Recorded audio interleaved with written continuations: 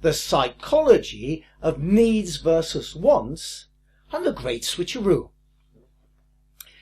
We can often learn a lot from the most unlikely sources, like the screaming brat in the supermarket.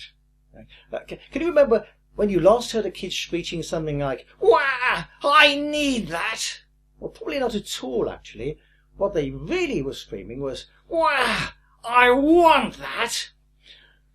Which just goes to prove that a want is much more powerful than a need. Yet, incredibly, lots of copywriting and sales courses go banging on about meeting people's needs, and this is particularly true when they're discussing B2B copywriting. Identify their needs, relate your benefits to those needs, and so on. But there's a fundamental problem with that approach. If you only sell to someone's needs, they will always buy the lowest cost solution that meets those needs. I think you better pin that on the wall.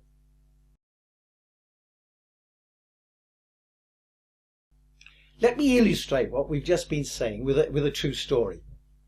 Many years ago, when I was a young man, money was tight, and I was forever having to balance expenditure against more than one competing item. And I can remember there was a time when I had a very real need. Our roof had started to spring a leak, and damp was beginning to spread down one of the walls. There was a clear and present need: get the roof fixed. But at the same time, I lusted after an expensive hi-fi system. Remember those? I could afford just one or the other. The roof was a very real need. I bought the hi-fi.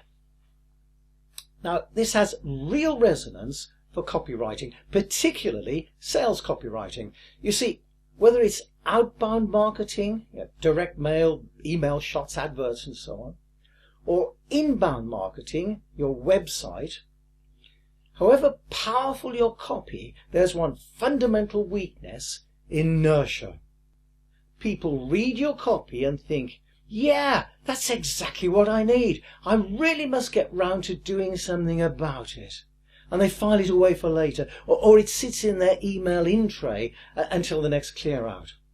Now, why do people behave like that? Well, they're busy. They've other pressing things competing for their time right now. Another major inhibitor is the fact that people will do anything to put off having to speak to a salesperson. So we need to apply the great switcheroo. Switch from selling needs and start selling wants. I'm going to give you a real-life example right now, and we'll return to it in much more detail later on in the course when we look at white papers. A few years ago, the European Union announced major changes to the way it dealt with cross-border VAT accounting. And for many large corporations, it meant changing their whole accounting software, which typically cost hundreds of thousands of dollars. The need was very real, and it was urgent for any company trading inside the EU. But my client recognized the threat of inertia.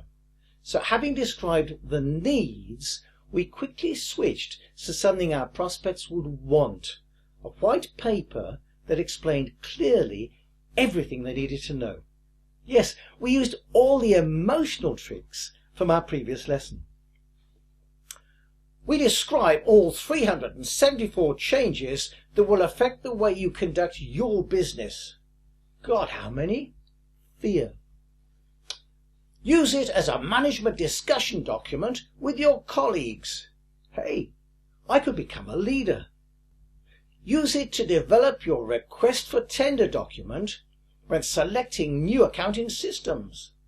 They'll do all the work for me. Laziness. And it was also non-threatening. Did people want it? 1,700 chief financial officers, main board directors, out of the UK's 5,000 largest corporations requested a copy. They wanted it.